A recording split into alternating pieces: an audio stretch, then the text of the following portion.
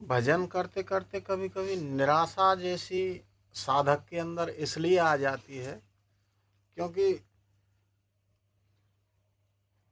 बहुत समय भजन नियम साधन करते करते जब बीत जाता है, नाम करते करते बीत जाता है और विषय जो है उसको प्रभावित करते रहते हैं समय समय पर, तो साधक में निराशा इसलिए आ जाती है कि क्या मेरे कोई भजन में आग्रह में कमी है, ना भजन में कमी है, ना कहाँ कैसे कमी है, या समय की अपेक्षा है, या किसी महापुरुष की कृपा की अपेक्षा है।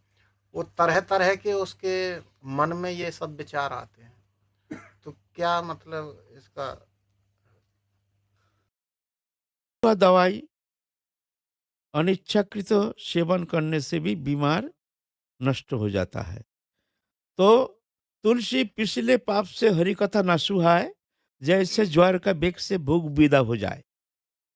हाँ, मान लो तीव्र बुखार हो गया, बहुत बुखार, 5-6 बुखार ऐसे, तो उस समय कोई भी बढ़िया वस्तु खाने के लिए दे दो, वो रुचि नहीं होती है। रुचि ना होने का कारण क्या है? नहीं, तीव्र बुखार, तुम्हारा बुखार हो गया इसलिए। ऐसा ही हमारे नाम में रुचि नहीं, भजन में रुचि नहीं। ये कारण क्या है? हमारे ये भव व्याधि लगा हुआ है, जिस कारण हमको ये रुचि नहीं होती है ना? तो रुचि नहीं होने से भी हरि नाम ये करना चाहिए, भगवत अनुशीलन ये करना चाहिए, ध्यान धारणा उपासना ये उत्तरोत्तर और ज़्यादा से ज़्यादा अभ्यास करना चाहिए। अच्छा लगे या ना लगे, अग्नि में जान करके हाथ दो या अनजान से हाथ दो, हाथ को तो जलाएगा ही।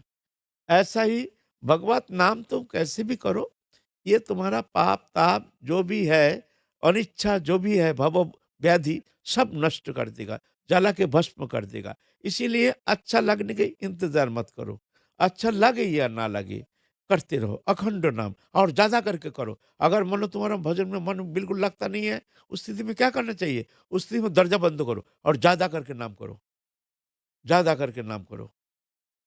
तो देखना धीरे धीरे धीरे धीरे तुम्हारे ये अरुचि हट जाएगी और नाम में स्वतः ही रुचि बनती रहेगी, है ना? आसन नाम करना चाहिए या चलते फिरते कैसे भी नाम? साध- एक है सासंग भजन, एक है अनासंग भजन। सासंग भजन है आसन में बैठ करके, स्नान ध्यान करके, तिलक करके, पवित्र होकर के आसन में बैठकर ध्यान धारणा चिंतन के साथ नाम में एक तल्लीनता तन्मयता के साथ हरि नाम करना। अ, ये जो अभ्यास है, यह सासंग भजन। ये भजन में बहुत जल्दी उसको साधक को प्रगति होती है, साधक बहुत आगे बढ़ जाता है।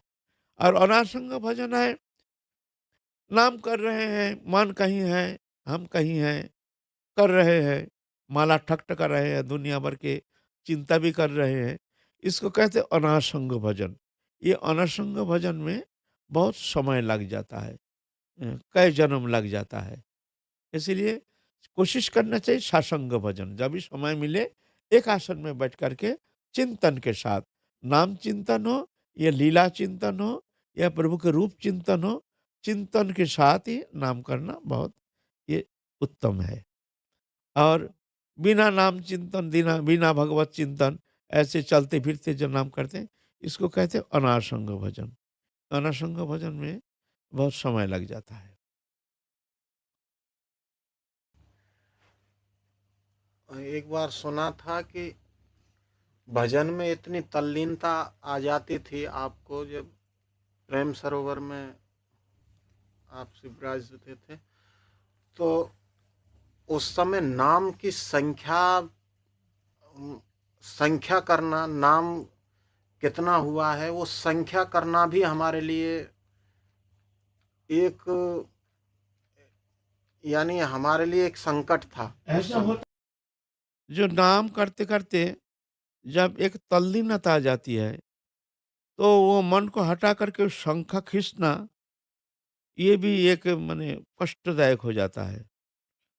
एक स्थिति है जहाँ मन की एक तल्लीनता, एक तन्मयता आ जाती है।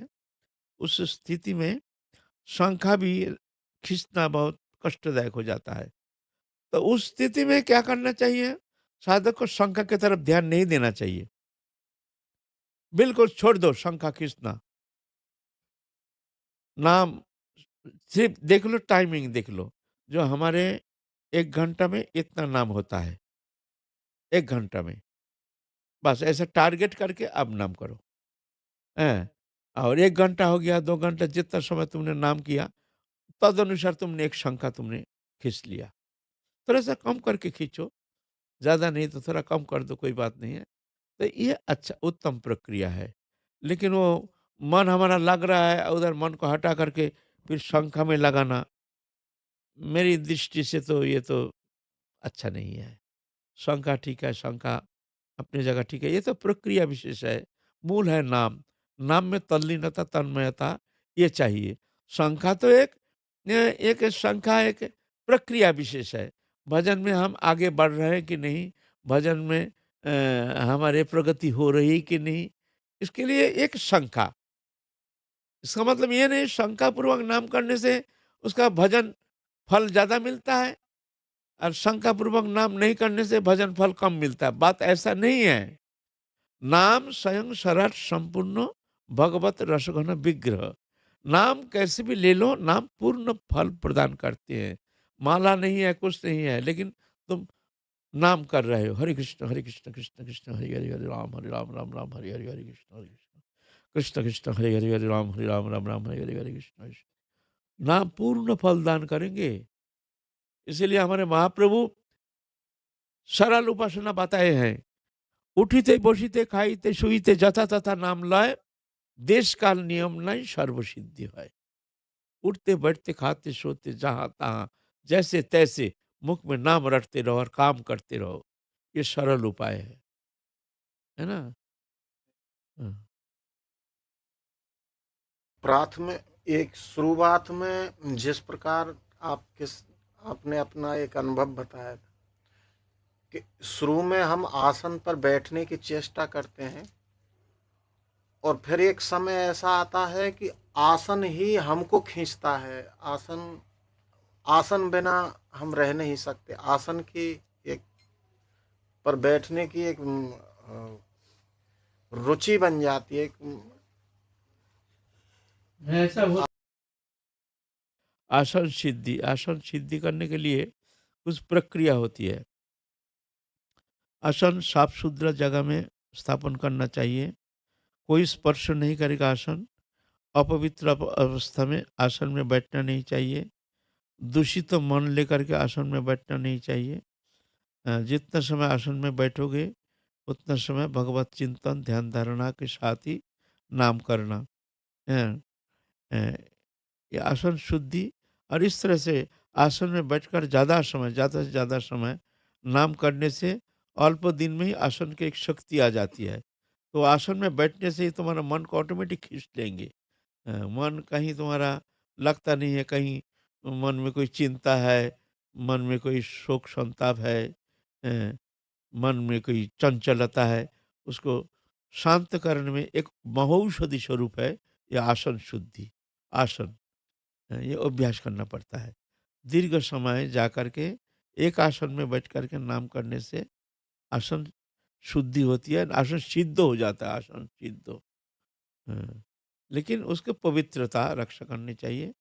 कोई स्पर्श नहीं करेगा, कोई पाँव नहीं धरेगा उसमें, दूसरा कोई बैठेगा नहीं। और जब भी भजन करो आसन में बैठ कर के करो। इसमें आसन की एक शक्ति हो जाती है।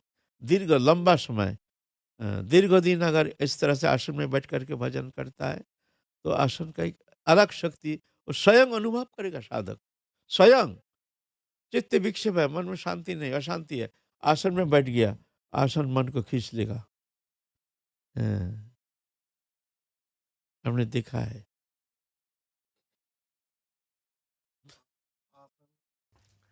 आसन छोड़ कर के बाहर धूप में भी नहीं आते हैं तो इसका देखा है बाहर आने से वो भजन भी होता नहीं है। हाँ, इसीलिए हमारे एक प्रवाद है, अ, आसन छोड़ के साधु और दल छोड़ के बंदर, और दुर्दशा होती है। बंदर अपना ग्रुप रहता है, जानते हो, ग्रुप। उस ग्रुप के अंदर वो लोग रहता है, ग्रुप के अंदर। ग्रुप छोड़ के कहीं अकेला कहीं दूसरा ग्रुप में चला गया ना, उसको जान से मार देगा। हाँ, तो दल माने अपना ग्रुप, ग्रुप छोड़ के बंदर, मतलब दुर्दशा होती है। और आसन छोड़ करके साधु इधर उधर घूमता है, डोलता है, तो बोलता है उसकी भी बहुत दुर्दशा होती है। साधु को चाहिए एक आसन में बैठ करके नाम करने का चेष्टा। साधु माने त्यागी नहीं, गृहस्थ में भी जो रहते हैं उनको भी औचित्य है कि इस तरह से एक आसन स्थापन करके उसमें बैठ करके ध्यान धारणा के साथ मन को लगाने के लिए प्रयत्न करने का चेष्टा करना चाहिए।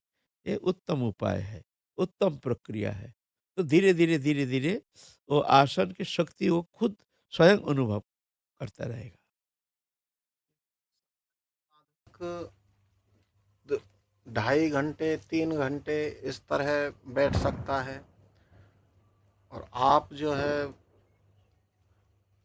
10-10 घंटे बैठते हैं, तो इसमें कैसे, ये अभ्यास से ही संभव है या कैसे संभव? अभ्यास है और कुछ नहीं है, अभ्यास है।